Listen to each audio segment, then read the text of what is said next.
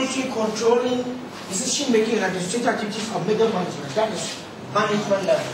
So that will be a different one. Support knowledge and data. That one is also the keyword knowledge there. Is this one.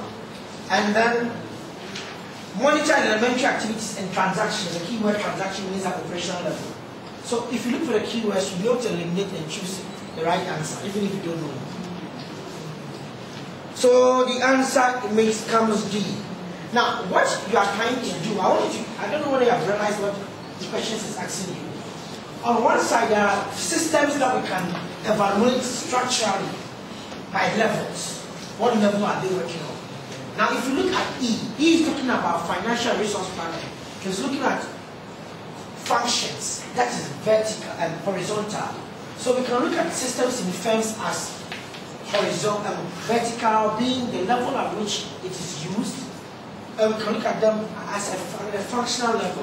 Which function? Sales, marketing, finance, human resource. Which one of them is using it? So one system, Part 7, as for human resource, at the same time can be serving at different levels for the human resource. For example, when we were doing this particular topic, we watched a video on how to request for leave. In that particular system by SAP, a human resource system, you could see a guy called John Mark who went to the system at the transactional level or at the operational level and asked for leave. Then he went out. Then somebody came at the managerial level, assessed the group activities, assessed the time, the number of sick leaves that were taken, and looked at the calendar and made a decision. John Mark can go for leave on this date, and wrote a memo on it. It was emailed to John Mark. John Mark wrote back into the system and saw it. One system, two different people from two different levels logging in, they have two different interfaces. That same system. The system is working horizontally and vertically. I hope you understand me. So sometimes you may be asked to do propose a system. You need to ask yourself, structurally, who and who have to have access to the system?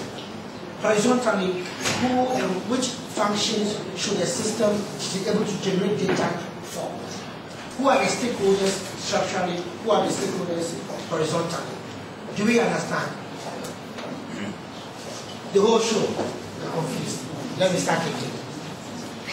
You can have systems that you can evaluate structurally. What level? Is it a secretary? Is this the senior manager? Is it the middle manager? Is it executive that is the user? We can also study systems according to the different functions they play. A system can serve sales. A system can serve finance. A system can serve operations, human resource. In that same system that is serving human resource can be at different levels. An ordinary employee is just a transaction entry for a human resource system. But there's a human resource manager who approves leave requests, training requests. So in that same system, we can look at it as serving one particular function, but there are different levels of authority that can access it. The ordinary employee is coming at the transaction level, just putting information. My name is, I live here, my basic contact is this. When you are paying my money, you put it in this account. Then just send it. I thought you said it, I'm saying it. Then you can also have a senior manager coming to the same system and study a team calendar and knowing who can be approved for leave, who is ready for pension, a lot of other activities. So one system, different levels, one system can serve different functions.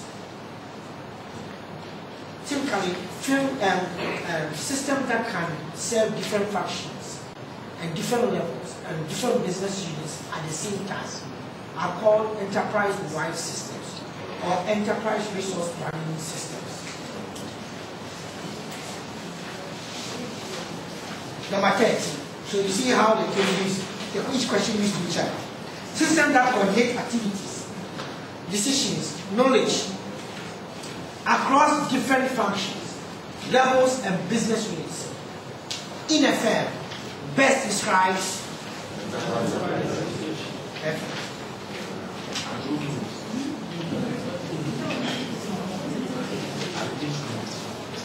know. Actually, you know.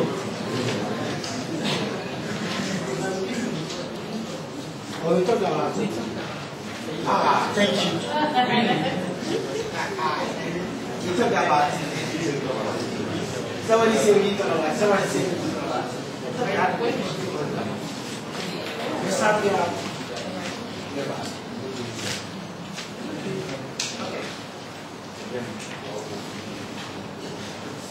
Good. Number 14. Since I like transaction processes. Oh, you are texting. Oh, we said it. You didn't hear. No, we're tracing it from the slide. We're tracing it from a slide. Can you help them for me? Enterprise applications. I gave the definition. I said it. I then read it again. The beginning here. It's big. You see, this is what I didn't want you to do. I want you to understand, not be looking for the answers. When you understand, you know what to choose. Okay, for example, the people at the back, save yourself. Transaction process systems operate at.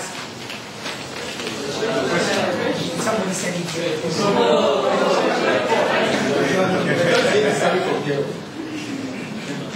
Now let's go to the controversial 2 questions. System end users are representatives of departments outside the information system group for whom applications are developed. Number 16.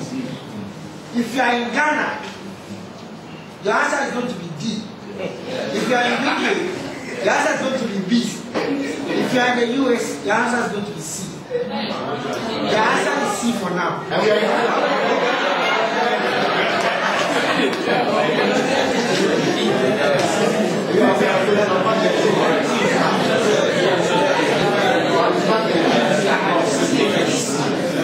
You are not asked why. You are just saying the D, the B, the C. So if I put there B, C, D, which one would you have chosen? You know what?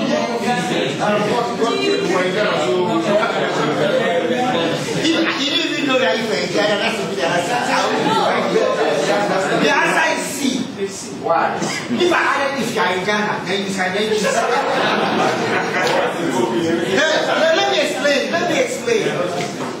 Let me explain.